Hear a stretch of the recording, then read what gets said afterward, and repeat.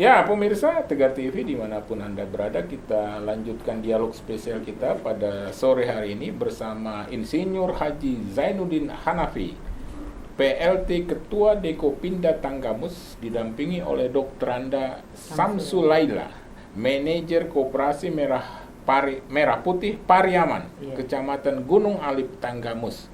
Pemirsa, saat ini kita berada pada sesi kedua. Sesi pertama banyak hal yang disampaikan oleh Pak Zainuddin dan Ibu Samsulaila terkait gerakan koperasi.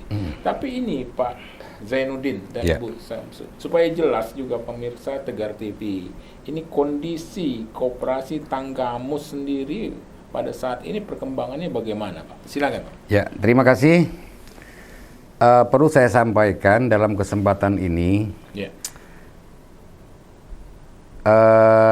beberapa bulan yang lalu, setelah terbitnya Kepres nomor 9 tahun 2025 ini ya, masalah percepatan pertumbuhan pembentukan koperasi, di Tanggamus sudah terbentuk 302 koperasi merah putih, pekon, desa lah sebutan lainnya, pekon dan kelurahan. Ini awalnya agak tersendat-sendat begitu, sulit. Jadi kalau saya katakan di tahun 2025 ini adalah tahun kebangkitan koperasi lah. Betul. Nah, jadi yang namanya kebangkitan itu ada 3 hal pencirinya. Pertama, sulit di awal. Memang sulit, termasuk pendanaan surat yang dinotaris itu. Akte notarisnya itu, karena itu butuh pembiayaan, sehingga itu tadinya stagnan di situ. Akhirnya karena memang keterlibatan pemerintah daerah dalam hal ini Bupati, sehingga oleh Bupati ditalangi lah lewat dana APBD-nya. Sehingga memang ini terbantu. Jadi lepaslah kesulitan ini. Nah, kemudian sekarang 302 desa ini, artinya 302 koperasi ini lagi berbenah administrasi dalam rangka menyongsong 28 Oktober rencananya peluncuran pinjaman dari bank-bank pemerintah itu. Betul.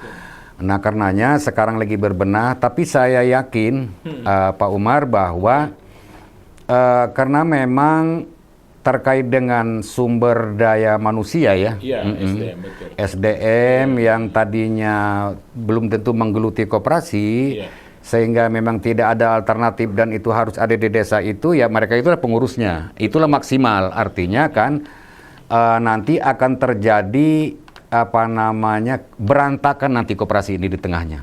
Betul. Artinya kan di situ ada tantangan, hambatan, ancaman. Tetapi yakinlah di situ nanti ada pemerintah daerah, di situ ada Bapak Bupati, di situ ada dinas koperasi, di situ juga ada Dekopinda. Untuk artinya membingkai mereka ini untuk supaya tidak larut di dalam kerusakan itu. Nah, kalau kita nanti selamat di persoalan yang kedua ini, yakinlah di akhirnya nanti akan kita sukses. Meraih hasil. Jadi memang ciri dari kebangkitan itu, perubahan itu adalah sulit di depan, berantakan di tengah, sukses di ujungnya. Itu.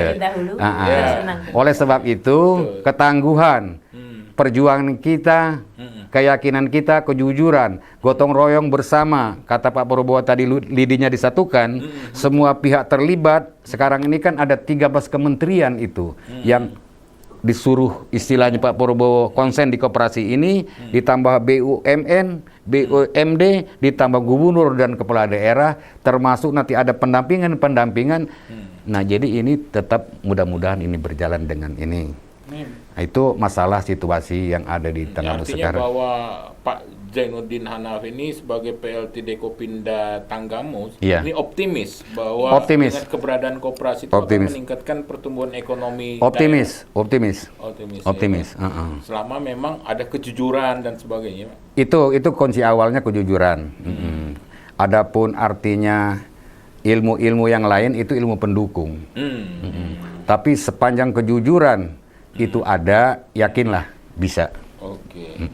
Tapi memang seperti kata Pak Zainuddin, perlu pelatihan SDM juga ya. Ya. Perlu.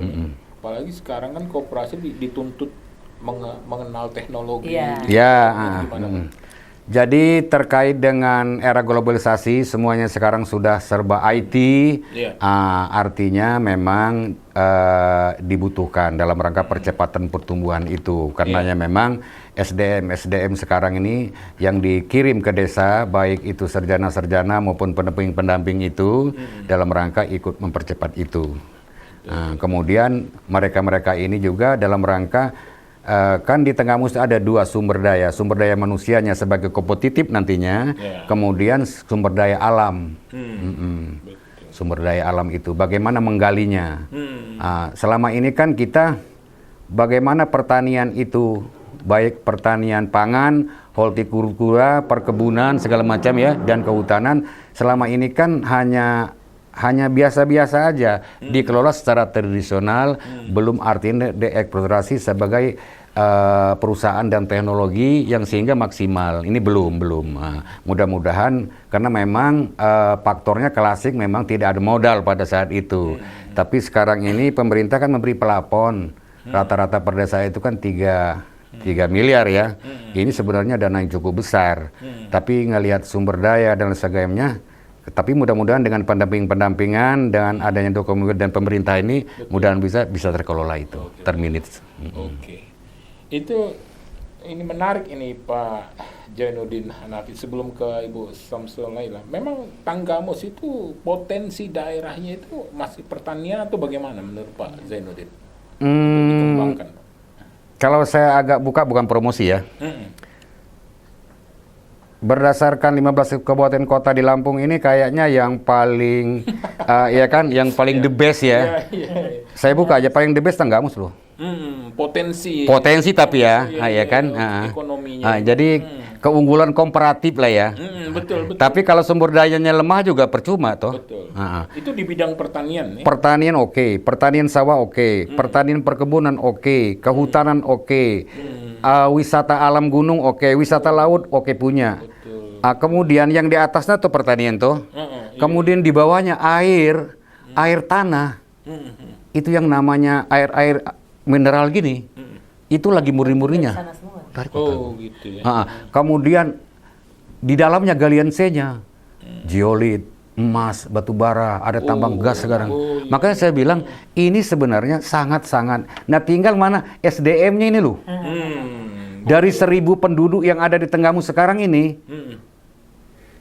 Ya mudah-mudahan lah ya Pak ya. Jadi mudah-mudahan dengan adanya Merah Putih ini ya kan, karena memang SDM itu terkait dengan isi dompet itu tadi. Jadi semakin isi dompetnya semakin tebal ya cerdas juga orang ini. Jadi orang ini walaupun dia cerdas, kalau dompetnya kosong juga blow on juga. Iya benar nggak? Iya terima kasih. Menarik. Bu Dr. Anda Samsul Laila, apa yang disampaikan dengan Pak Zainuddin ini menarik, bahwa potensi daerah Tanggamus ini sangat besar. Bahkan beliau katakan bahwa kemungkinan ya umumnya keunggulan komparatifnya lebih tinggi lah dibandingkan daerah lain. Ini khusus untuk Koperasi Merah Putih Pariaman, karena Ibu sebagai potensi daerah yang bisa digali. Selama ini usahanya simpan pinjam atau bagaimana? Selama ini masih istilahnya kita bergerak di toko serba ada. Toko serba ada. Nah yang pertama kita yang sudah kita jalankan kemarin seperti beras. Betul. Kemudian pokoknya sembako lah yang udah nomor 1. Nah untuk ke depan ini rencana kita kan akan diadakan kebutuhan untuk pertanian, kebutuhan untuk perikanan misalnya, kebutuhan untuk obat-obatan. Betul. Insya Allah semuanya itu akan kita adakan semua. Tapi karena namanya kita pemula, harus kita rintis dulu, kita rancang. Ya selama ini udah berjalan tapi kan belum resmi, baru kita istilahnya sebatas keperluan kita, nggak menyeluruh. Kalau sekarang kan kita udah Koperasi Merah Putih itu kan harus dilengkapi. Nanti masalah pupuk, masalah gas, masalah istilahnya itu harus kita obat-obatan. Jangan sampai sini gas habis, di sini nggak ada minyak makan, kekurangan ini, insya Allah ke depan kita akan adakan semuanya, insya Allah. Menarik itu. Tapi menarik lagi apa yang disampaikan ke Pak Zainuddin tadi, bahwa memang pada tahap awal koperasi itu semrawut dulu, sulit. Ya sulit dulu. Di tengahnya berantakan. Di tengahnya tapi kondisi itu ya harus sabar dan kekompakan itu. Baru nanti ujungnya kayak seperti kata Bu Laila tadi kan pelan-pelan. Iya. Itu gimana? Kita dengan cara istilahnya bergotong royong tadi. Sementara ini kan kita kan belum ada yang namanya resmi dari pemerintah, segala dana belum, masih kita sendiri yang harus berupaya gitu semaksimal mungkin. Ya tetap udah kita adakan istilahnya toko serba ada itu ya jalan pelan-pelan. Jalan pelan-pelan. Jalan pelan-pelan. Termasuk seperti usaha di Koperasi Merah Putih Pariaman ini kan pelan-pelan. Pelan-pelan. Oke. Ya, mudah-mudahan. Iya, Pak Insinyur Haji Zainuddin Hanafi, PLT Ketua Dekopinda ini dengan Ibu Dr. Anda Samsu Laila. Diskusi kita menarik ini.